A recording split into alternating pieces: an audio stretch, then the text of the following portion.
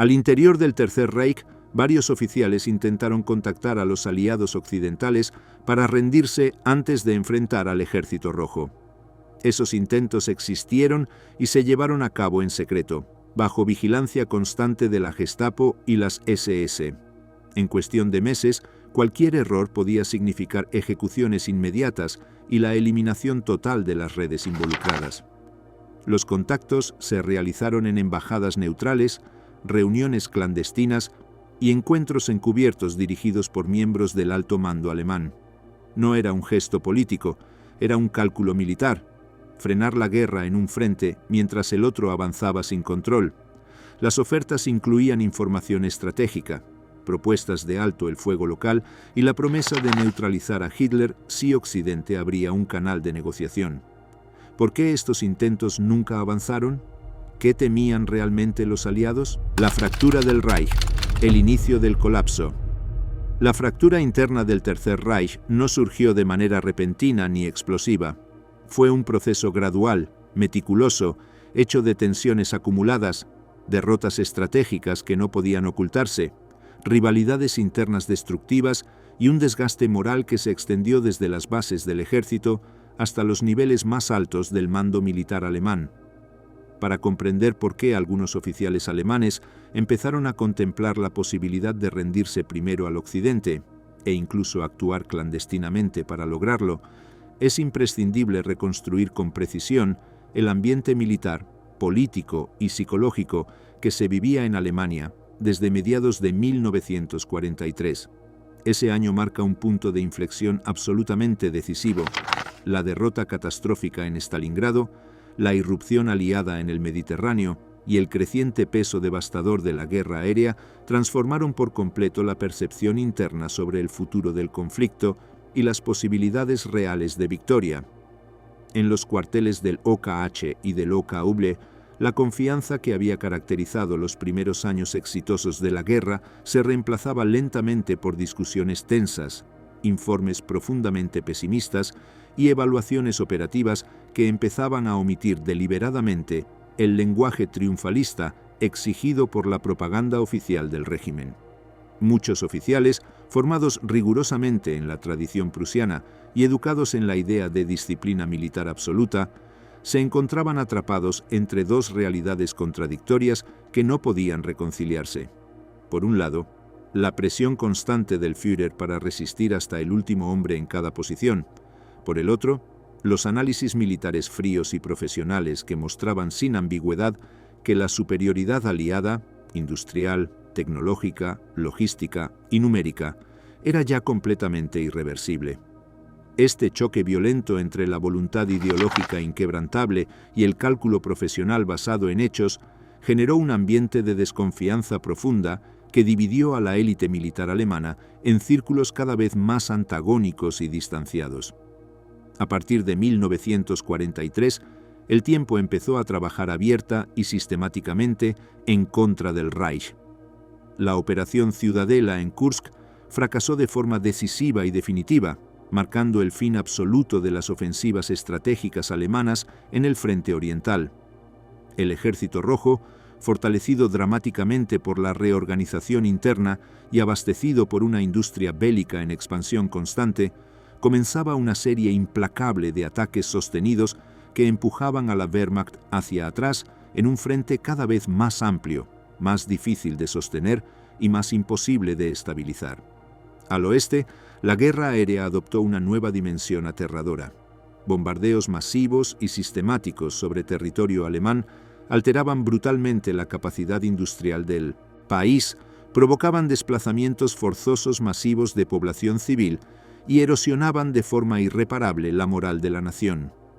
La visión de una derrota antes absolutamente impensada comenzó a filtrarse tanto en diarios privados como en comentarios discretos dentro de los círculos más reservados del poder militar. Los primeros signos visibles de fractura surgieron en la forma de cuestionamientos encubiertos, pero cada vez más frecuentes hacia las órdenes directas de Hitler. Muchos generales notaron con alarma que el Führer intervenía cada vez más en los detalles operativos más específicos de la guerra, emitiendo directivas estratégicas que ignoraban por completo la realidad logística concreta o las características físicas del terreno donde debían ejecutarse. La insistencia obsesiva e inflexible en que ninguna unidad debía retroceder bajo ninguna circunstancia, incluso cuando el repliegue táctico era la única opción militarmente sensata para preservar fuerzas, generó pérdidas catastróficas y completamente innecesarias que podían haberse evitado con decisiones racionales. Esta situación crítica llevó a que grupos pequeños pero influyentes de oficiales comenzaran a reunirse en privado, no necesariamente con un espíritu conspirativo abierto en un inicio, sino con el propósito pragmático e inmediato de entender cómo salvar a sus hombres, proteger la estructura operativa funcional del ejército y evitar la aniquilación total y definitiva de las fuerzas alemanas que aún permanecían intactas. La rivalidad creciente y cada vez más peligrosa con las SS complicaba aún más el ambiente interno ya de por sí tenso. Propaganda masiva, control político absoluto y poder policial ilimitado convergían en un aparato represivo que veía con sospecha inmediata cualquier gesto mínimo que pudiera interpretarse como falta de lealtad absoluta e incondicional a Hitler. En varios frentes de batalla, comandantes experimentados de la Wehrmacht observaban con profunda desconfianza el ascenso vertiginoso de las Waffen-SS como una amenaza directa a su autoridad. Unidades privilegiadas, con acceso preferencial sistemático a recursos cada vez más escasos, gozaban de influencia política considerable dentro del régimen y estaban conectadas directamente con los organismos de inteligencia y represión más poderosos del Estado. Esta dualidad militar profunda, profesionalismo prusiano tradicional y disciplinado frente a fanatismo ideológico absoluto, creaba tensiones crecientes e irreconciliables que, con el paso inexorable del tiempo, fracturaron de manera irreparable la cohesión interna del esfuerzo bélico alemán. Las reuniones formales del alto mando se volvieron escenarios cada vez más frecuentes de confrontación silenciosa pero palpable. Mientras algunos oficiales mantenían una obediencia estricta y pública ante cualquier directiva oficial, otros empezaban a comunicar, siempre con extrema prudencia y en círculos cerrados, su inquietud profunda y creciente sobre la dirección general catastrófica de la guerra. Entre estos últimos aparecieron figuras claves que luego participarían activamente en maniobras clandestinas arriesgadas. Hombres que, sin renunciar formalmente al servicio militar ni abandonar sus posiciones, buscaban desesperadamente alternativas viables ante el abismo que se abría ante ellos. Lo que unía a estos oficiales dispersos no era necesariamente un rechazo moral profundo al nazismo en términos puramente ideológicos, aunque algunos efectivamente lo tenían, sino la convicción compartida y cada vez más urgente de que seguir luchando bajo las condiciones irracionales impuestas por Hitler equivalía sin duda a una sentencia de muerte colectiva para Alemania como nación organizada.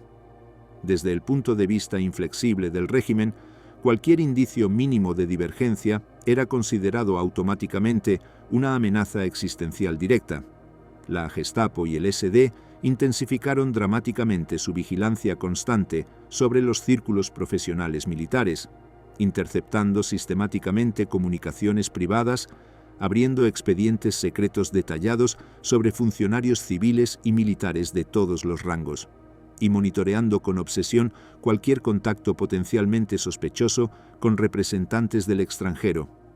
La atmósfera de miedo era absolutamente palpable, incluso dentro de los pasillos más protegidos del Ministerio de Guerra. Muchos oficiales inteligentes aprendieron rápidamente a expresar sus críticas fundamentales mediante comentarios cuidadosamente ambiguos o lenguajes cifrados improvisados en conversaciones privadas extremadamente controladas. Sin embargo, pese al riesgo mortal evidente y constante, cada vez más voces internas cuestionaban abiertamente entre ellos las decisiones estratégicas fundamentales de Hitler. Este cuestionamiento interno generalizado fue el caldo de cultivo absolutamente necesario para las ideas incipientes de rendición parcial o negociada con los aliados occidentales. Mientras tanto, la situación operativa en el frente oriental empeoraba de forma verdaderamente alarmante mes tras mes. Las pérdidas materiales y humanas se acumulaban sin ninguna posibilidad real de reposición adecuada o suficiente.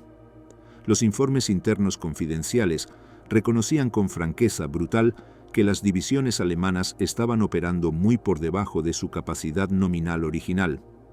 El ejército alemán estaba completamente exhausto en todos los sentidos. Faltaban vehículos operativos, faltaban reemplazos humanos entrenados, faltaban suministros básicos esenciales e incluso faltaban mandos experimentados verdaderamente capaces de coordinar operaciones militares complejas. La maquinaria militar alemana, que había sorprendido completamente al mundo en 1939 y 1940, había perdido irreversiblemente su impulso inicial devastador. Esta degradación operativa constante llevó a que varios oficiales lúcidos consideraran seriamente que la única forma realista de evitar la destrucción total del país era reorientar completamente el conflicto, buscando activamente una salida negociada viable con los aliados occidentales para concentrarse exclusivamente y con todas las fuerzas disponibles en detener el avance implacable soviético hacia territorio alemán. La idea estratégica no era completamente nueva en sí misma, pero en 1943 adquirió una urgencia estratégica sin precedentes históricos.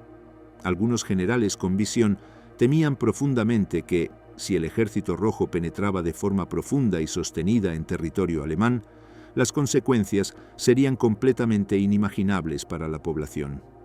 La brutalidad extrema y documentada de la guerra en el este, las represalias violentas acumuladas durante largos años de conflicto absolutamente devastador y el conocimiento preciso y aterrador de los crímenes sistemáticos cometidos por unidades alemanas contra población civil hacían que la perspectiva concreta de caer en manos soviéticas fuese percibida universalmente como equivalente a una condena de muerte colectiva inevitable.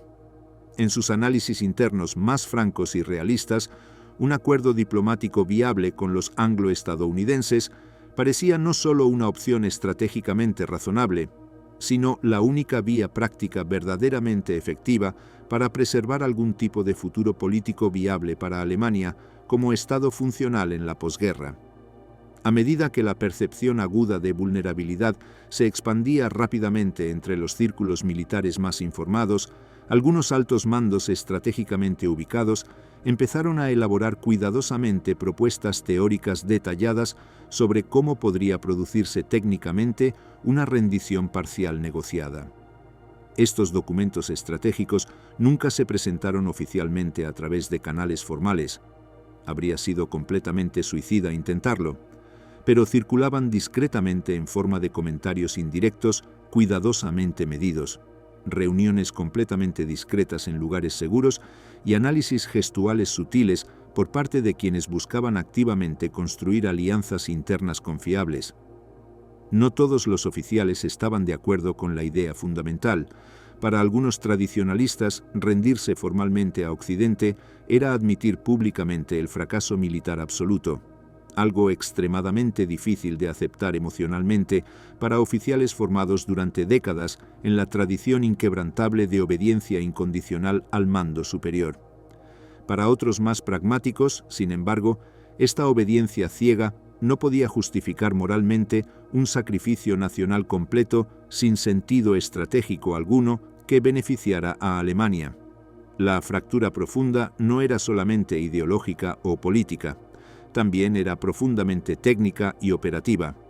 A finales de 1943, las estructuras logísticas fundamentales empezaron a desmoronarse de forma completamente visible para cualquier observador informado. Las líneas ferroviarias sistemáticamente bombardeadas sin pausa, la escasez crítica y cada vez más dramática de combustible para operaciones y la pérdida irreversible de territorios absolutamente clave afectaban directamente la capacidad real de sostener los frentes de manera efectiva y coordinada. Los comandantes militares más experimentados y realistas observaban la degradación sistemática con una mezcla profunda de frustración profesional extrema e impotencia absoluta ante fuerzas que no podían controlar. Cada informe detallado sobre producción industrial dramáticamente reducida, cada estadística fría sobre pérdidas humanas completamente irreemplazables y cada análisis objetivo sobre el poder militar creciente e imparable de los aliados reforzaba inexorablemente la idea central de que el Reich estaba atrapado definitivamente en una espiral descendente irreversible que solo podía terminar en destrucción total. Hacia 1944, la fractura interna se había convertido ya en una ruptura abierta y claramente visible para quienes observaban desde dentro. Este ambiente de desconfianza generalizada, miedo constante, desesperación creciente y cálculo estratégico frío, fue precisamente el que abrió el camino inevitable para los futuros contactos clandestinos con Occidente. Canales clandestinos hacia Occidente. Susurros que podían destruir imperios. Los intentos de establecer contactos clandestinos entre oficiales alemanes y representantes de los aliados occidentales constituyen uno de los capítulos más complejos y menos visibles de la Segunda Guerra Mundial. Son episodios que no forman parte de la narrativa tradicional porque ocurrieron a la sombra absoluta de la represión nazi, en un ambiente completamente saturado de espionaje sistemático, vigilancia obsesiva, infiltraciones constantes y riesgos letales inmediatos. Sin embargo, estos canales secretos sí existieron de forma documentada y fueron impulsados por sectores específicos del ejército alemán, del Ministerio de Relaciones Exteriores, de la Abwehr e incluso por diplomáticos que actuaban por cuenta propia sin autorización oficial. No respondían a un plan unificado centralizado, sino a una multiplicidad de iniciativas paralelas y descoordinadas, casi siempre completamente improvisadas, impulsadas por la urgencia creciente y por la convicción profunda de que el Reich se dirigía inevitablemente hacia una catástrofe total. Para comprender estos contactos clandestinos es necesario reconstruir cuidadosamente el contexto diplomático específico que los hizo técnicamente posibles. A comienzos de la guerra, Alemania mantenía relaciones relativamente fluidas y funcionales con países neutrales estratégicamente ubicados como Suiza, Suecia, Portugal, España, Turquía y el Vaticano. A medida que el conflicto se intensificó dramáticamente, estos territorios neutrales se convirtieron en zonas grises extremadamente complejas, donde convergían constantemente espías profesionales, diplomáticos acreditados, agentes comerciales encubiertos y militares que transitaban bajo coberturas oficiales y extraoficiales cuidadosamente construidas. La neutralidad formal en estos países era extraordinariamente frágil. Todos estaban completamente saturados de inteligencia británica, estadounidense, alemana y soviética, operando simultáneamente. Este entorno delicado facilitó directamente la existencia de contactos indirectos discretos, encuentros aparentemente casuales y negociaciones exploratorias que no podían realizarse en ningún otro lugar del mundo en guerra. Suiza se convirtió rápidamente en uno de los escenarios más importantes de estos contactos secretos. En Berna y Zúrich operaban oficialmente misiones diplomáticas formales y redes de inteligencia encubiertas de ambas partes del conflicto. Aquí, intermediarios alemanes profundamente aterrorizados por el riesgo de ser descubiertos se reunían cautelosamente en cafés discretos, hoteles cuidadosamente seleccionados o casas privadas absolutamente confiables, siempre cuidando obsesivamente que sus movimientos no despertaran sospechas inmediatas de la vigilancia alemana. Las embajadas británica y estadounidense en territorio suizo se convirtieron en nodos cruciales donde se recibían constantemente informes detallados sobre movimientos militares alemanes, situaciones políticas internas críticas e incluso propuestas informales extremadamente cautelosas para iniciar conversaciones exploratorias sobre posibles acuerdos. Suiza era un terreno particularmente fértil porque su policía controlaba con eficiencia notable la actividad extranjera, pero también permitía cierta libertad calculada de acción para negociaciones discretas que no amenazaran directamente su neutralidad oficial. Suecia representaba otro país absolutamente clave en esta red clandestina. Su neutralidad estratégicamente flexible la convirtió en espacio privilegiado de maniobra para diplomáticos con agendas ocultas, oficiales militares descontentos y agentes encubiertos de múltiples servicios de inteligencia. Aquí, figuras alemanas específicas vinculadas directamente al Ministerio de Relaciones Exteriores enviaron repetidamente mensajes cifrados en clave a los británicos, tratando desesperadamente de presentar las divisiones internas profundas del Reich como una oportunidad estratégica real para acelerar significativamente el fin de la guerra. Algunos emisarios proponían indirectamente, sin decirlo jamás abiertamente por escrito, la posibilidad concreta de detener ofensivas alemanas en ciertos frentes occidentales a cambio de concesiones políticas futuras sobre el tratamiento de Alemania. Los británicos recibían estos mensajes ambiguos sin comprometerse formalmente en absoluto. No querían bajo ninguna circunstancia dar la impresión pública de que estaban dispuestos a romper el principio fundamental de rendición incondicional establecido en Casablanca, pero tampoco podían ignorar por completo la posibilidad real de que sectores significativos de Alemania estuvieran genuinamente dispuestos a retirarse del conflicto occidental. España, bajo el régimen de Franco, funcionaba como un espacio particularmente ambiguo. Aunque oficialmente neutral, mantenía vínculos históricos y políticos con Alemania que facilitaban ciertos contactos discretos. Madrid se convirtió en punto de encuentro para conversaciones extremadamente delicadas, donde diplomáticos alemanes descontentos con la dirección del régimen intentaban establecer puentes con representantes británicos y estadounidenses.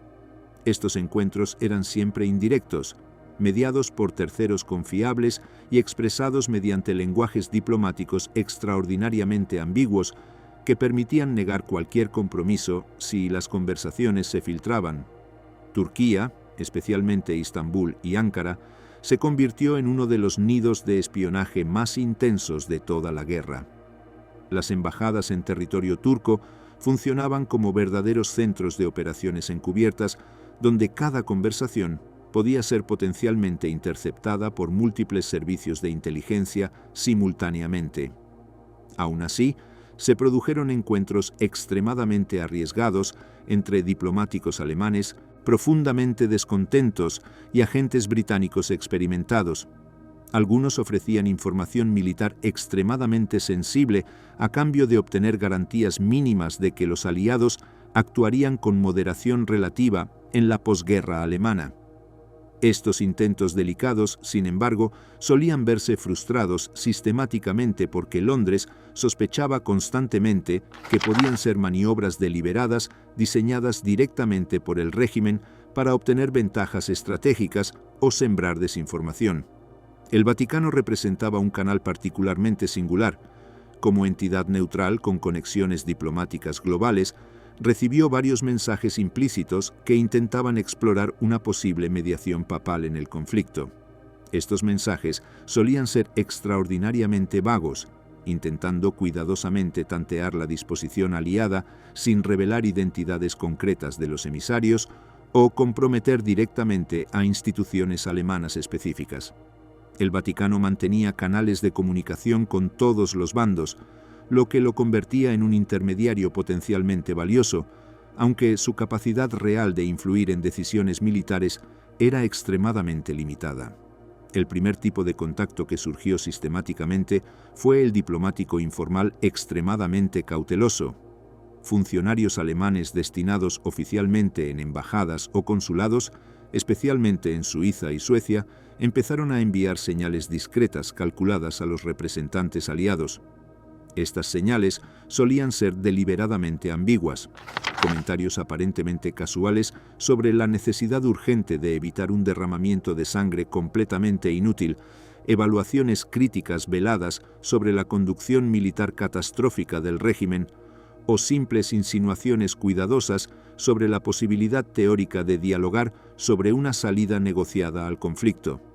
Estos intermediarios sabían perfectamente que cualquier declaración más explícita o directa podía costarles inmediatamente la vida. La Gestapo mantenía listas actualizadas constantemente de funcionarios potencialmente sospechosos escuchaba sistemáticamente conversaciones en embajadas mediante dispositivos ocultos y utilizaba personal infiltrado específicamente para detectar cualquier indicio mínimo de deslealtad al régimen. Además de los diplomáticos oficiales, varios oficiales militares de la Wehrmacht jugaron un papel absolutamente central en estos contactos. Algunos viajaban aprovechando excusas oficiales cuidadosamente construidas: inspecciones técnicas, misiones administrativas, intercambios profesionales, que les permitían salir temporalmente del territorio alemán controlado y entrar en contacto directo con representantes occidentales en territorio neutral. Estos oficiales nunca hablaban abiertamente de rendición formal, utilizaban un lenguaje extraordinariamente calculado y medido, mencionando siempre de forma indirecta la necesidad urgente de detener el derramamiento de sangre masivo o evitar un final absolutamente desastroso para Europa entera. Quienes los recibían en territorio neutral interpretaban cuidadosamente estas frases deliberadamente ambiguas como señales claras de que existían sectores significativos dentro de Alemania genuinamente dispuestos a considerar seriamente un acuerdo separado con Occidente. Uno de los mecanismos más peligrosos y arriesgados eran los mensajeros oficiosos completamente extraoficiales. Eran personas específicas que no ocupaban cargos oficiales reconocidos, pero que, gracias a sus contactos personales extensos y confiables, podían acercarse simultáneamente tanto a círculos opositores dentro del Reich como a diplomáticos occidentales accesibles. Estos intermediarios actuaban sin credenciales formales de ningún tipo, lo que los hacía extremadamente vulnerables a represalias, pero también les permitía transmitir mensajes delicados sin comprometer directamente a instituciones alemanas oficiales. Algunos eran empresarios internacionales con negocios en múltiples países, banqueros privados con conexiones financieras globales, religiosos con redes ecuménicas o incluso académicos prestigiosos con vínculos internacionales establecidos.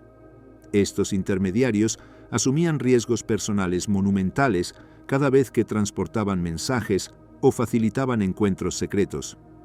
Las reuniones secretas seguían protocolos extremadamente cuidadosos diseñados para minimizar riesgos. Los encuentros nunca se realizaban en lugares públicos obvios ni en edificios oficiales fácilmente vigilados. Se preferían hoteles pequeños y discretos en barrios tranquilos, cafés alejados de rutas turísticas principales o casas privadas de personas absolutamente confiables con historial comprobado de discreción. Los participantes llegaban por separado, utilizando rutas diferentes, y nunca llevaban documentos comprometedores por escrito.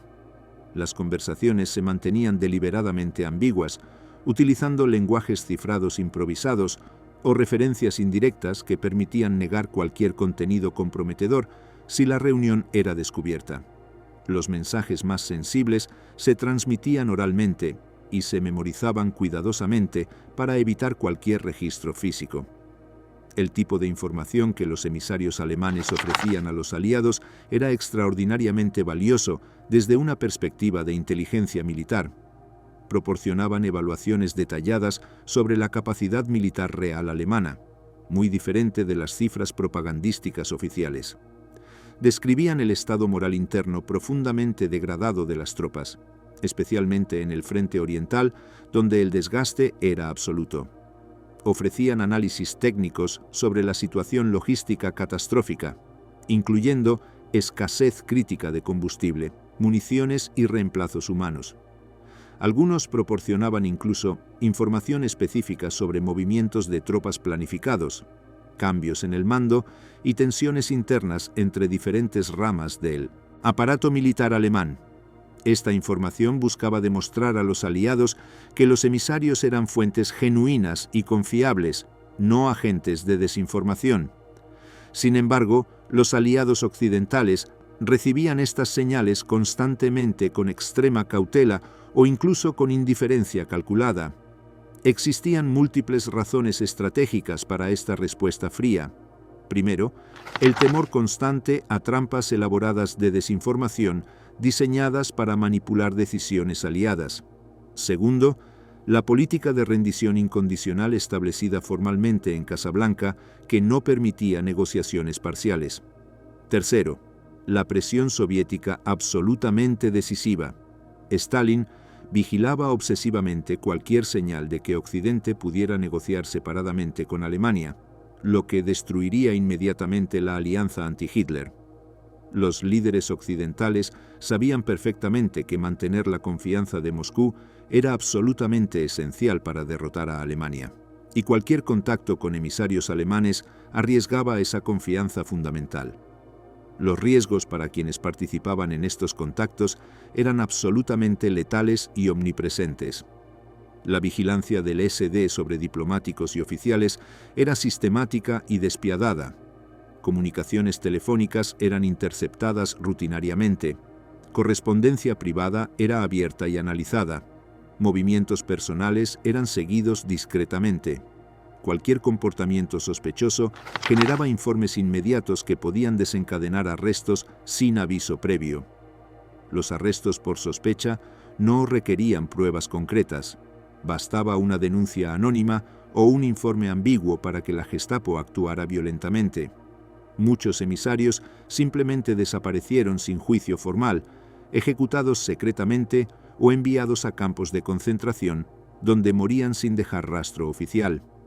A pesar de todas estas dificultades monumentales y riesgos mortales constantes, los contactos clandestinos continuaron existiendo porque representaban para muchos la última esperanza desesperada de evitar la destrucción total de Alemania.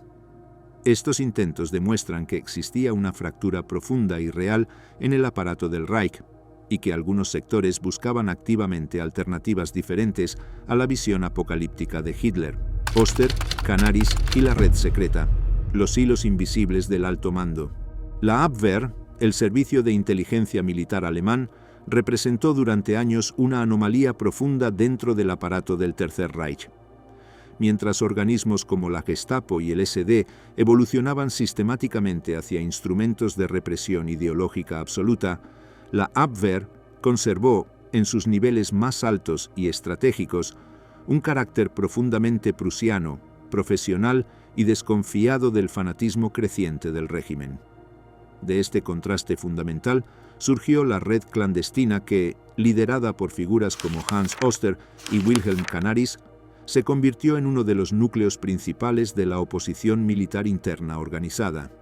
Su objetivo nunca fue simple ni directo: frenar a Hitler mediante cualquier medio disponible, proteger al ejército del desastre estratégico inminente y, llegado el momento crítico, establecer vínculos secretos viables con los aliados occidentales para evitar que Alemania se hundiera completamente en la destrucción total y definitiva.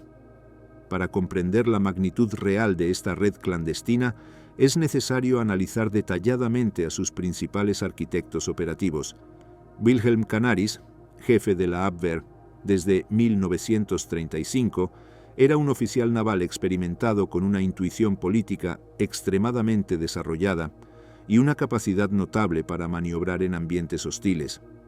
Aunque en apariencia pública mantenía una relación funcional perfectamente correcta con el régimen, internamente desconfiaba profundamente del curso catastrófico que Hitler imprimía al país. En sus oficinas discretas de Tirpitzufer en Berlín, Canaris dirigía un servicio de inteligencia que actuaba simultáneamente en dos planos completamente diferentes. Uno oficialmente dedicado a la recopilación de información estratégica para el Estado Mayor y otro mucho más discreto y peligroso, en el que se movían oficiales que compartían inquietudes profundas sobre el rumbo autodestructivo del Reich. Canaris sabía perfectamente que la Abwehr estaba vigilada constantemente y de cerca por el SD de Himmler, que rivalizaba directamente con su agencia por el control absoluto del espionaje alemán. Esta rivalidad institucional generó un clima de tensión permanente, en el que cualquier movimiento sospechoso podía interpretarse inmediatamente como deslealtad, y aún así, la Abwehr se convirtió deliberadamente en un espacio protegido de resistencia encubierta. Canaris era un hombre extremadamente complejo y difícil de descifrar completamente. Su carrera militar había sido brillante y su lealtad aparente al Estado alemán era incuestionable en términos formales. Sin embargo, a medida que observaba cómo el régimen nazi arrastraba a Alemania hacia un abismo moral y estratégico, comenzó a actuar de forma cada vez más ambigua. No era un revolucionario ideológico ni un activista político declarado. Era un oficial conservador que entendía que la supervivencia de Alemania como nación organizada dependía de detener a Hitler. Su estilo operativo era indirecto, cauteloso, siempre cubierto por capas de ambigüedad que le permitían negar cualquier participación directa si era necesario. Esta prudencia extrema le permitió sobrevivir durante años en un ambiente donde la más mínima sospecha podía ser letal. Hans Oster, general de división y uno de los hombres más cercanos a Canaris, fue el verdadero motor operativo de la oposición activa dentro de la Abwehr. A diferencia de Canaris, cuyo estilo era más indirecto y calculado, Oster impulsaba acciones concretas y directas para frenar al régimen de cualquier manera posible. Era un oficial que veía en la guerra una amenaza existencial absoluta para Alemania y que consideraba firmemente que el único camino posible era la eliminación física de Hitler. Su despacho en la Abwehr se convirtió en un punto de encuentro clandestino donde se reunían regularmente oficiales profesionales, diplomáticos descontentos, pastores luteranos comprometidos, juristas militares críticos y miembros de la aristocracia alemana que compartían el deseo urgente de poner fin a la situación antes de que fuera demasiado tarde. Oster estaba dispuesto a actuar incluso cuando las posibilidades de éxito eran mínimas, y su determinación inquebrantable lo llevó a participar en conspiraciones que podían costarle la vida en cualquier momento.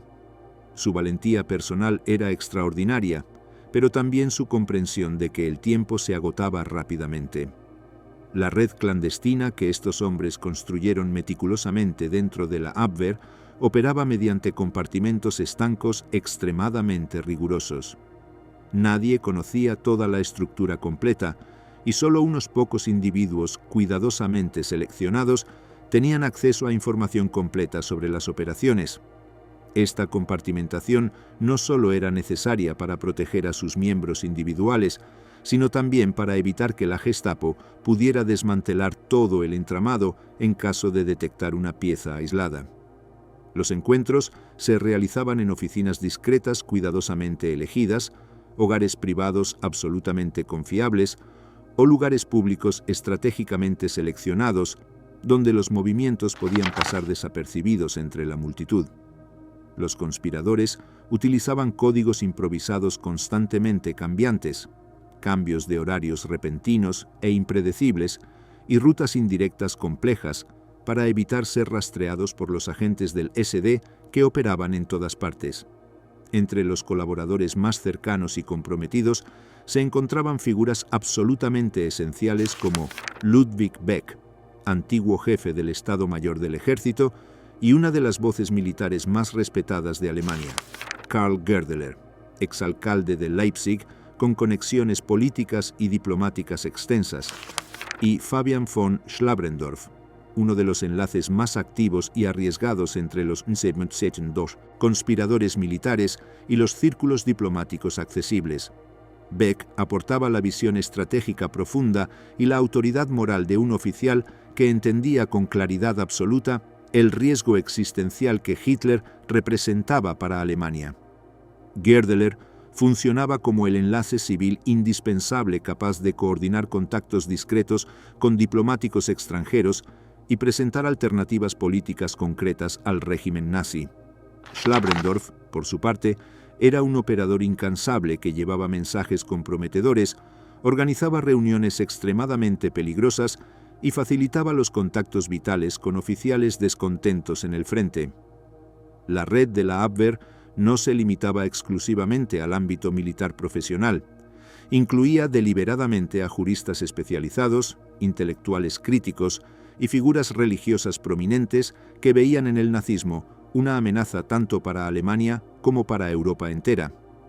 Entre ellos destacaba especialmente Dietrich Bonhoeffer, teólogo luterano brillante que se convirtió en participante absolutamente clave gracias a sus conexiones internacionales extensas y su credibilidad moral indiscutible. Bonhoeffer utilizó estratégicamente sus viajes frecuentes al extranjero y sus relaciones establecidas con líderes religiosos para transmitir mensajes implícitos sobre la situación interna de Alemania. Su papel no consistía en realizar propuestas formales directas, sino en enviar señales cuidadosamente calibradas a británicos y estadounidenses de que existía una oposición interna organizada y genuinamente dispuesta a actuar si los aliados facilitaban un marco mínimamente favorable o al menos neutral. La Abwehr también tenía acceso privilegiado a información extremadamente sensible sobre los frentes militares, la logística general, la economía de guerra y los planes estratégicos de Hitler. Esto permitía a Oster y sus colaboradores más cercanos elaborar análisis estratégicos detallados que utilizaban como herramientas para acercarse indirectamente a los aliados. Muchos de estos análisis eran transmitidos de manera extremadamente indirecta a contactos establecidos en Suiza, Suecia y Turquía. El objetivo principal no era establecer negociaciones formales oficiales, algo prácticamente imposible en ese contexto hostil, sino demostrar convincentemente a los aliados que existía un grupo significativo dentro del Reich que comprendía la necesidad urgente de rendirse y que podía actuar potencialmente como interlocutor válido si las circunstancias lo permitían. Sin embargo, el trabajo clandestino dentro de la Abwehr era extremadamente peligroso en todo momento. El SD y la Gestapo tenían agentes infiltrados en todas las ramas del ejército, sin excepción. Cualquier movimiento inusual, cualquier conversación excesivamente ambigua o cualquier informe que no siguiera estrictamente las líneas establecidas podía despertar sospechas inmediatas y letales. Los conspiradores eran perfectamente conscientes de que vivían bajo una vigilancia constante y omnipresente. Sabían que, si eran descubiertos, serían arrestados inmediatamente sin aviso, interrogados mediante tortura sistemática y ejecutados sin juicio formal alguno. Aún así, continuaban operando porque creían firmemente que la alternativa era dejar que Alemania cayera en un abismo del que no podría recuperarse jamás.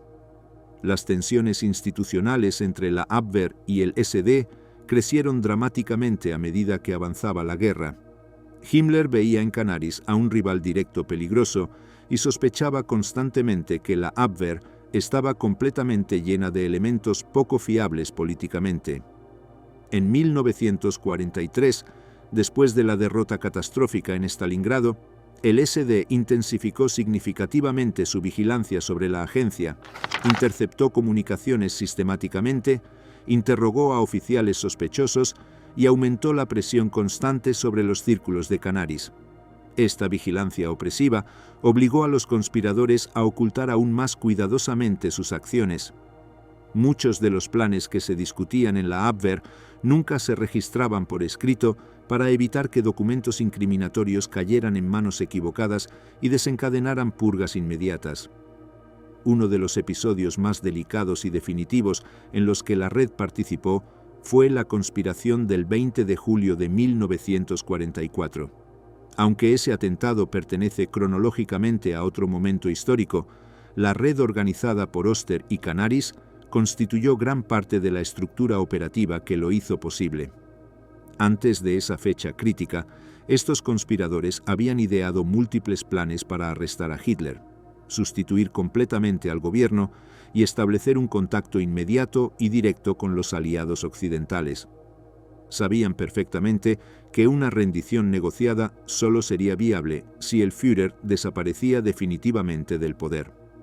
Muchos de los análisis estratégicos que elaboraba la Abwehr incluían propuestas detalladas sobre cómo reorganizar el país, cómo desmovilizar parte del frente y cómo abrir conversaciones directas con Londres y Washington.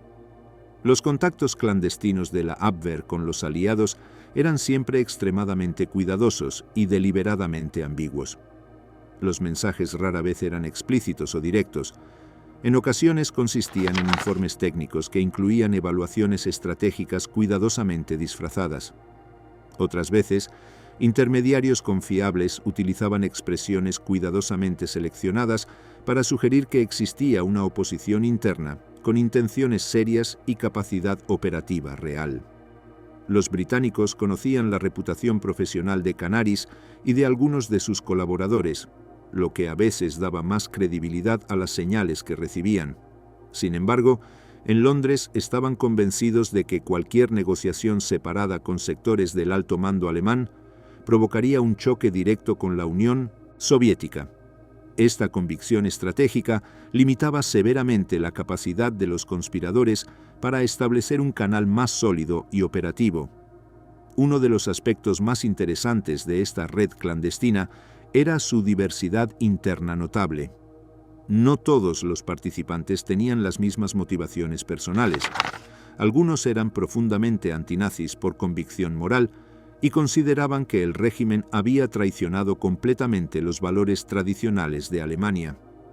Otros eran oficiales pragmáticos que veían en la guerra una locura estratégica que destruiría al país de forma irreversible. Y un tercer grupo buscaba preservar la estructura militar del Reich para evitar una ocupación total y mantener alguna capacidad de negociación. A pesar de estas diferencias significativas, la red operaba con un mínimo de cohesión debido al liderazgo moral y operativo de figuras como Oster, quien servía como eje moral y operativo indispensable. La Abwehr también proporcionó información crucial sobre la evolución del conflicto. Informes sobre la debilidad crítica del Frente Oriental, sobre la situación política explosiva en Berlín y sobre las tensiones crecientes entre las diferentes ramas del ejército fueron transmitidos, de forma siempre indirecta, a los aliados. En algunos casos específicos, estos informes permitieron a los británicos anticipar movimientos alemanes o evaluar con mayor precisión el grado de descomposición interna del Reich. Sin embargo, la información no se traducía en apoyo directo. Los aliados aceptaban los datos, pero se mantenían absolutamente firmes en su postura. Solo aceptarían una rendición total e incondicional. La caída de la Abwehr comenzó definitivamente en 1944, cuando el SD logró reunir suficientes indicios para convencer a Hitler de que la agencia estaba infiltrada por conspiradores peligrosos. El golpe decisivo llegó inmediatamente después del atentado del 20 de julio. La investigación posterior reveló conexiones indirectas pero claras entre algunos oficiales de la Abwehr y los conspiradores principales. Esto llevó al arresto inmediato de Oster, a la destitución definitiva de Canaris y al desmantelamiento casi total de la estructura clandestina.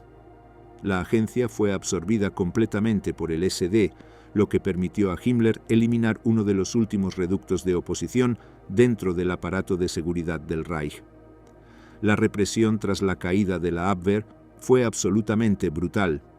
Oficiales que habían colaborado en mayor o menor medida fueron arrestados, ejecutados sin juicio o enviados a campos de concentración donde murieron sin dejar rastro. Muchos murieron inmediatamente, víctimas de represalias sin proceso legal alguno. La desaparición de esta red dejó al Reich sin un canal clandestino viable para contactar a los aliados. A partir de ese momento trágico, los intentos de negociación se fragmentaron completamente y quedaron en manos de oficiales aislados, sin una estructura central que coordinara las iniciativas. Aunque la red de Oster y Canaris no logró sus objetivos finales, su existencia demuestra que dentro del aparato militar alemán había sectores que comprendían el peligro del curso que Hitler había impuesto al país y que estaban dispuestos a arriesgar sus vidas para cambiarlo. El dilema occidental, cuando el enemigo teme tu rendición. El dilema de los aliados occidentales ante los contactos clandestinos provenientes del interior del Reich constituye uno de los aspectos más delicados y menos comprendidos de la guerra diplomática que se desarrolló paralelamente al conflicto militar. Para Londres y Washington, cada señal que provenía de Alemania, ya fuera un comentario ambiguo en una reunión informal o un mensaje transmitido a través de canales neutrales, representaba una carga política completamente distinta a la que enfrentaban en el campo de batalla. El solo hecho de que existieran grupos dentro de Alemania buscando acercarse a Occidente obligaba a los aliados a considerar una gama compleja de escenarios que, si eran manejados de forma imprudente, podían desestabilizar gravemente la alianza anti-Hitler o incluso prolongar la guerra de manera impredecible. Este capítulo describe cómo los líderes occidentales, principalmente Churchill y Roosevelt, procesaron estas señales, cómo las evaluaron dentro del marco estratégico de la guerra y por qué las rechazaron o las ignoraron incluso cuando parecían ofrecer un camino viable para acortar el conflicto. Para entender el dilema occidental es fundamental recordar que desde la Conferencia de Casablanca, celebrada en enero de 1943, los aliados habían adoptado una política absolutamente clara: la rendición incondicional de Alemania. Esta decisión no fue simplemente un gesto intimidatorio diseñado para la propaganda. Fue una declaración formal de que ninguna negociación parcial sería aceptada bajo ninguna circunstancia y que cualquier acuerdo debía incluir la disolución completa del régimen nazi y la ocupación total del territorio alemán. La política buscaba evitar deliberadamente la repetición de la experiencia traumática de 1918, cuando el final abrupto de la Primera Guerra Mundial permitió que Alemania mantuviera una estructura estatal intacta y terminara alimentando el mito destructivo de la puñalada por la espalda. Para Churchill y Roosevelt, una victoria ambigua era la semilla inevitable de un conflicto futuro. Querían asegurarse de que Alemania fuera completamente derrotada, ocupada y reeducada antes de permitir cualquier forma de reconstrucción política. Este principio fundamental condicionó absolutamente todas las respuestas occidentales a los contactos clandestinos. Incluso cuando diplomáticos y agentes aliados recibían señales provenientes de oficiales alemanes aparentemente genuinos, estaban obligados a interpretarlas exclusivamente a través de este marco político inflexible. Si abrían la puerta a una negociación parcial, corrían el riesgo inmenso de enviar un mensaje contradictorio tanto a Alemania como a la Unión Soviética. Este último punto era absolutamente crucial. El ejército soviético estaba realizando el mayor esfuerzo bélico de 1902, la guerra en el frente oriental, y soportando pérdidas humanas completamente inimaginables. Cualquier insinuación mínima de que Occidente consideraba una paz separada podía destruir instantáneamente la alianza estratégica que sostenía toda la lucha contra Hitler. La presión soviética era constante, omnipresente y extremadamente intensa. Stalin observaba cuidadosamente cada movimiento diplomático occidental, temiendo profundamente que Alemania intentara negociar una salida con los británicos o los estadounidenses para liberarse del frente oriental y concentrar todas sus fuerzas contra la Unión Soviética. Moscú conocía perfectamente el carácter profundamente antibolchevique de algunos sectores militares alemanes y era consciente de que existían grupos que soñaban abiertamente con redirigir la guerra exclusivamente contra la URSS. En consecuencia, cualquier rumor sobre contactos clandestinos despertaba sospechas inmediatas y acusaciones directas en el Kremlin. Churchill y Roosevelt sabían que mantener la confianza de Stalin era absolutamente esencial para derrotar a Alemania, de modo que cualquier señal que pudiera interpretarse como una traición debía ser evitada a toda costa. La alianza con la Unión Soviética era más valiosa estratégicamente que cualquier posible acuerdo con conspiradores alemanes. Por ello, la respuesta aliada ante los contactos clandestinos fue siempre calculada, fría y distante. Los mensajes se escuchaban, se registraban meticulosamente y se analizaban en detalle, pero rara vez se respondían de forma concreta o comprometedora. Londres y Washington estaban convencidos de que los conspiradores alemanes, incluso los más honestamente opositores a Hitler, no tenían suficiente poder real para garantizar el cumplimiento de cualquier acuerdo.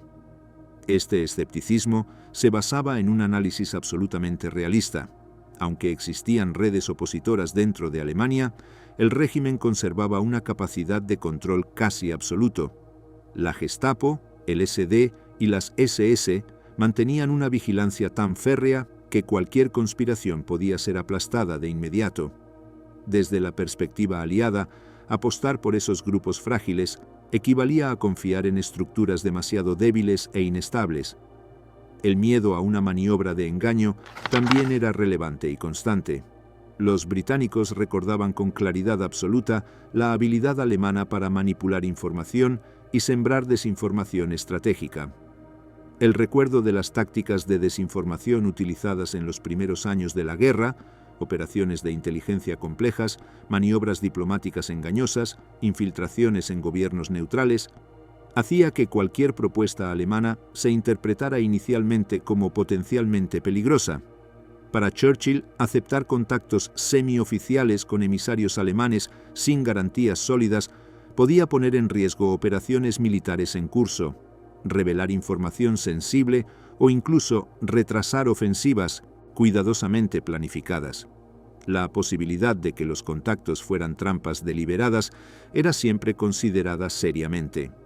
Además, existía una dificultad práctica fundamental. En la mayoría de los casos, los emisarios alemanes hablaban de forma extremadamente ambigua. No podían ofrecer compromisos formales, no podían firmar documentos oficiales, no podían hablar en nombre de una autoridad reconocida internacionalmente. Se movían en un terreno intermedio donde todo era insinuación, lenguaje indirecto o promesas imposibles de verificar. Para los aliados, esto hacía que la iniciativa careciera de peso político real. A lo sumo, demostraba que algunos sectores alemanes comprendían la inevitabilidad de la derrota. Pero esta comprensión no equivalía a un plan realista para un cambio político interno que pudiera ser respaldado por Occidente. En Londres, el Foreign Office tenía normas estrictas sobre cómo debían manejarse estas señales delicadas. Los informes de cada contacto llegaban a despachos donde se evaluaban cuidadosamente con base en 3 preguntas fundamentales. ¿Tiene este emisario la capacidad real de influir en el curso de la guerra? ¿Es posible que represente a un grupo con poder militar suficiente para tomar el control? ¿Qué impacto tendría responder a sus señales en la alianza con la Unión Soviética? Casi siempre, la respuesta a la primera y segunda pregunta era negativa, y la tercera dejaba absolutamente claro que cualquier apertura implicaba un riesgo político severo que no podía ser asumido. Washington actuaba de manera similar, aunque Roosevelt era un líder pragmático y flexible en muchos aspectos. Sabía que la cohesión entre los aliados era esencial para la victoria. Además, el gobierno estadounidense sospechaba constantemente de que los emisarios alemanes podían estar motivados no tanto por un rechazo moral al nazismo como por el miedo profundo a la URSS. Los estadounidenses veían con escepticismo los intentos alemanes de presentarse como un muro de contención necesario contra el bolchevismo. Temían que una paz separada creara un escenario donde Alemania pudiera reorganizarse militarmente y convertirse nuevamente en una amenaza a mediano plazo. Para Roosevelt, la única solución viable era la eliminación total del régimen nazi y la reeducación completa del país bajo supervisión aliada directa. Otro factor que influyó significativamente en la cautela occidental fue la dificultad práctica de verificar la autenticidad de los emisarios. En varios casos documentados, los aliados recibieron mensajes contradictorios de diferentes representantes alemanes. Algunos emisarios afirmaban contar con el apoyo de altos mandos militares, mientras que otros aseguraban hablar en nombre de civiles prominentes. Estas contradicciones generaban confusión y reducían drásticamente la credibilidad de las propuestas. Era imposible para los aliados saber con certeza si un emisario estaba mintiendo, exagerando su influencia o simplemente repitiendo rumores sin fundamento. Los aliados también eran conscientes de que responder a estos contactos clandestinos podía fortalecer accidentalmente la posición de Hitler. El régimen podía utilizar cualquier fragmento de información, incluso una conversación no concluyente, para afirmar que los occidentales buscaban dividir la coalición anti-Hitler. Esto podía alimentar la propaganda y reforzar la idea de que Alemania debía resistir para evitar la destrucción total a manos soviéticas. Además, si Hitler sospechaba de las actividades de los conspiradores, desataría purgas internas brutales que dificultarían aún más cualquier posibilidad de un levantamiento interno efectivo. El dilema más dramático ocurrió precisamente en torno al atentado del 20 de julio de 1944. Los conspiradores habían imaginado un escenario en el que, tras eliminar a Hitler, podrían contactar inmediatamente con los aliados para negociar un alto el fuego y establecer un nuevo gobierno. Pero cuando la bomba explotó y Hitler sobrevivió milagrosamente, los líderes occidentales, que habían recibido señales muy vagas sobre la existencia de un complot, se mantuvieron completamente al margen. No ofrecieron ayuda ni formularon respuesta alguna a las iniciativas posteriores de los conspiradores. Sabían que cualquier gesto podía ser interpretado por el régimen como apoyo externo al atentado, desencadenando una persecución aún más brutal y potencialmente comprometiendo operaciones militares aliadas. Después del fracaso del complot, los contactos clandestinos disminuyeron drásticamente y se fragmentaron de forma irreversible. Los aliados seguían recibiendo señales, pero éstas provenían ahora de sectores desperdigados, sin coordinación, sin capacidad operativa y sin legitimidad interna. Para Churchill y Roosevelt, este escenario demostraba que los conspiradores alemanes habían sido completamente incapaces de modificar la estructura del Reich. La guerra debía continuar hasta que Alemania se rindiera sin condiciones. La postura occidental también se basaba en la percepción realista de que Alemania no podía ofrecer garantías de estabilidad política. Incluso si un grupo opositor lograba eliminar a Hitler y tomar el control del gobierno, seguía existiendo el riesgo enorme de una guerra civil interna, de un golpe de las SS o incluso de una fragmentación interna del ejército. Los aliados temían que cualquier negociación apresurada creara un vacío político que permitiría el surgimiento de facciones radicales, prolongando la guerra o generando conflictos internos que afectaran a toda Europa. El dilema occidental, por lo tanto, no fue una simple cuestión de aceptar o rechazar propuestas alemanas. Fue un equilibrio precario donde cada decisión implicaba consecuencias profundas para la guerra, para la posguerra y para la alianza con la Unión Soviética. Los líderes occidentales comprendieron que cualquier movimiento imprudente podía romper la coalición o prolongar el conflicto. Por ello respondieron siempre con cautela extrema, manteniendo distancia incluso cuando sabían que dentro de Alemania existían grupos dispuestos a actuar. El derrumbe del plan y la carrera al oeste, represión y rendiciones desesperadas. La bomba que explotó en la sala de conferencias de Rastenburg el 20 de julio de 1944 no solo falló en matar a Hitler, destruyó la última posibilidad de que existiera una infraestructura conspirativa capaz de negociar con Occidente. La represión que siguió fue inmediata, masiva y despiadada. En cuestión de horas, la Gestapo comenzó arrestos sistemáticos que se extendieron durante semanas. No se trataba de investigaciones cuidadosas, eran purgas diseñadas para eliminar cualquier sospecha de deslealtad. Oficiales que nunca habían participado directamente en el complot fueron arrestados simplemente por haber tenido conversaciones ambiguas o por mantener vínculos personales con los conspiradores. Las ejecuciones fueron brutales y públicas. Algunos fueron ahorcados con cuerdas de piano, otros fusilados sin ceremonia. Las familias de los acusados fueron arrestadas bajo la doctrina de culpabilidad colectiva. Hans Oster fue ejecutado en abril de 1945 en el campo de concentración de Flossenbürg, junto con Canaris y Bonhoeffer. Su muerte selló el fin de la red clandestina que había operado desde la Abwehr. La agencia misma fue disuelta y absorbida completamente por el SD. Himmler finalmente logró lo que había buscado durante años: el control total de la inteligencia alemana.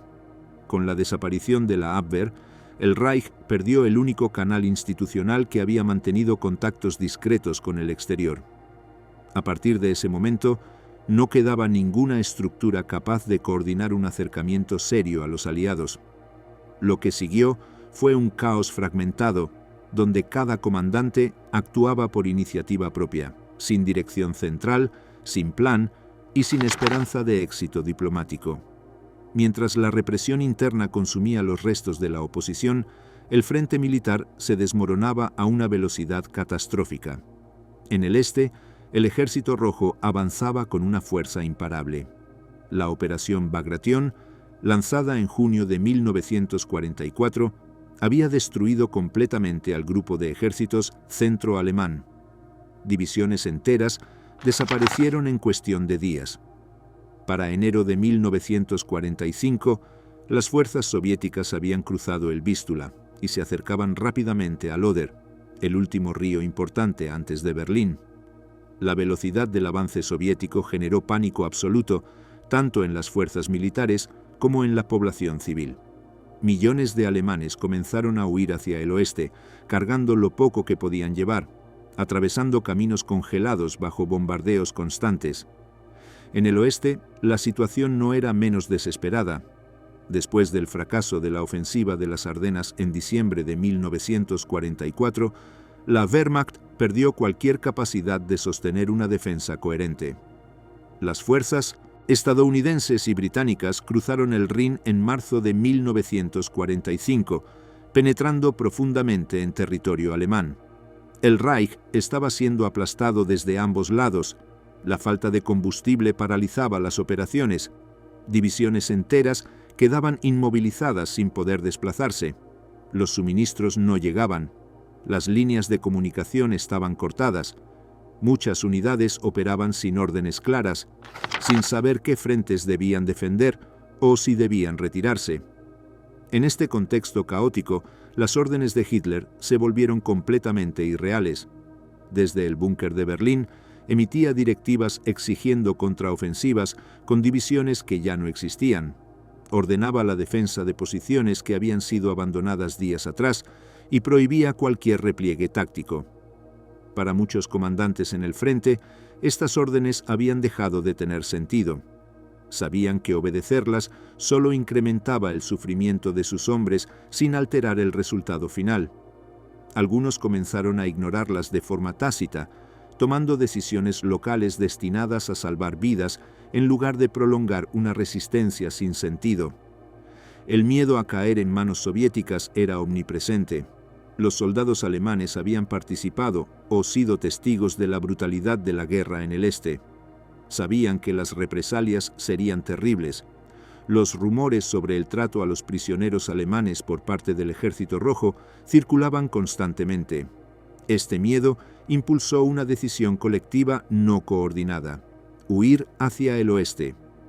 Unidades enteras comenzaron a moverse hacia las líneas estadounidenses y británicas, desobedeciendo órdenes directas de mantenerse en posición. Comandantes locales facilitaban estos movimientos, ordenando repliegues estratégicos que en realidad eran deserciones masivas disfrazadas. En Prusia Oriental, la situación alcanzó niveles de desesperación absolutos. La población civil intentaba escapar por tierra y mar. El puerto de Pillau se convirtió en escenario de evacuaciones caóticas, donde miles intentaban abordar barcos hacia el oeste. Algunos de estos barcos fueron hundidos por submarinos soviéticos, causando pérdidas masivas. En Silesia, columnas interminables de refugiados marchaban bajo temperaturas bajo cero, perseguidos por el avance soviético. Muchos murieron congelados en los caminos. Las tropas alemanas que intentaban cubrir la retirada civil estaban completamente superadas. Algunos oficiales tomaron la decisión de abandonar posiciones defensivas para escoltar a civiles hacia zonas más seguras. A medida que el Reich se fragmentaba, comenzaron a producirse rendiciones locales. Estas no eran negociaciones políticas ni acuerdos diplomáticos. Eran capitulaciones desesperadas de comandantes que buscaban evitar combates innecesarios. En varias ciudades del oeste, guarniciones alemanas enviaron emisarios bajo banderas blancas a las líneas aliadas. Ofrecían rendirse sin resistencia a cambio de garantías mínimas de trato. Los estadounidenses y británicos aceptaban estas rendiciones porque facilitaban sus avances y reducían bajas propias. No había ceremonias formales ni documentos complejos, simplemente grupos de soldados entregando armas y marchando hacia campos de prisioneros. Uno de los casos más representativos ocurrió en el Ruhr, la región industrial más importante de Alemania, quedó completamente rodeada por fuerzas estadounidenses en abril de 1945. Dentro del bolsillo quedaron atrapadas más de 300.000 tropas alemanas bajo el mando del mariscal de campo Walter Model. Hitler ordenó resistencia absoluta. Model sabía que la orden era imposible de cumplir. Las tropas carecían de suministros, municiones y moral. Después de semanas de combates esporádicos, unidades individuales comenzaron a rendirse masivamente. Model, incapaz de aceptar la derrota personal, se suicidó. Sus tropas se entregaron en grupos fragmentados a lo largo de varios días. No hubo una rendición formal coordinada. Fue un colapso progresivo, donde cada comandante decidía por su cuenta cuándo terminar la lucha. En el norte de Alemania, la situación fue similar. Mientras las fuerzas británicas avanzaban a través de los Países Bajos y el norte alemán, varias ciudades importantes fueron declaradas abiertas por sus comandantes locales para evitar combates urbanos devastadores. Hamburgo, Bremen y otras ciudades cayeron sin resistencia significativa. Los comandantes alemanes sabían que defender estas ciudades solo resultaría en destrucción masiva y miles de víctimas civiles. Algunos enviaron mensajes discretos a los británicos indicando que no ofrecerían resistencia si las fuerzas aliadas respetaban a la población civil. La carrera hacia el oeste se intensificó dramáticamente en las últimas semanas de abril. Unidades alemanas completas marchaban hacia las líneas estadounidenses y británicas, a veces recorriendo cientos de kilómetros bajo fuego soviético. Algunos comandantes negociaban corredores de retirada con oficiales aliados, acordando rendirse en puntos específicos a cambio de paso seguro para civiles. Estas negociaciones ocurrían mediante emisarios improvisados, oficiales que hablaban inglés básico y se arriesgaban a cruzar líneas enemigas con mensajes escritos a mano. No eran acuerdos formales ni tenían respaldo diplomático. Eran arreglos pragmáticos entre soldados profesionales que compartían el deseo de terminar la guerra sin más bajas innecesarias. El caso más significativo de rendición parcial antes de la capitulación oficial ocurrió en el noroeste. El almirante Hans-Georg von Friedeburg, actuando sin autorización clara de Berlín, negoció la rendición de fuerzas alemanas en Holanda, Dinamarca y el norte de Alemania. El 4 de mayo de 1945 firmó un acuerdo con el mariscal británico Bernard Montgomery en Lüneburg Heath. Esta rendición incluía más de 1 millón de soldados y afectaba territorios extensos. Aunque técnicamente parcial, representaba un reconocimiento tácito de que el Reich había dejado de existir como entidad funcional. Montgomery aceptó los términos básicos rápidamente, porque facilitaban enormemente el control del territorio sin combates adicionales. En el sur, situaciones similares se desarrollaban con fuerzas estadounidenses. Comandantes alemanes en Baviera y Austria buscaban desesperadamente rendirse antes de que llegaran tropas soviéticas. Algunos enviaron mensajes a través de la Cruz Roja Suiza, otros utilizaron intermediarios civiles. Los estadounidenses respondían caso por caso, aceptando rendiciones que no comprometían operaciones en curso. Estas capitulaciones fragmentadas aceleraron el colapso final, pero también revelaron el caos absoluto en el que había caído el mando alemán. Mientras tanto, en Berlín, Hitler seguía emitiendo órdenes desde el búnker. Exigía ejecuciones inmediatas de comandantes que se rendían, ordenaba contraataques con ejércitos fantasma y prometía armas milagrosas que nunca llegaron. Su desconexión con la realidad era total. Los pocos oficiales que aún recibían sus órdenes las ignoraban o las cumplían solo nominalmente. El Reich se había convertido en una ficción sostenida únicamente por el terror de las SS y por la inercia de una estructura que ya no podía funcionar. El 7 de mayo de 1945, el general Alfred Jodl firmó la rendición incondicional en Reims ante representantes aliados. Al día siguiente, la ceremonia se repitió en Berlín ante oficiales soviéticos. Estas firmas formalizaron lo que ya había ocurrido en los hechos. El Reich había dejado de existir semanas antes. Lo que siguió no fue una rendición ordenada, sino una desintegración continua. Millones de soldados alemanes seguían rindiéndose en grupos desorganizados durante días. Algunos comandantes en Checoslovaquia y Austria resistieron hasta mediados de mayo antes de capitular finalmente. El final del Reich no fue un acto diplomático ni una negociación estructurada. Fue un caos total, donde la autoridad central había desaparecido, donde cada comandante actuaba por cuenta propia y donde la única prioridad era sobrevivir.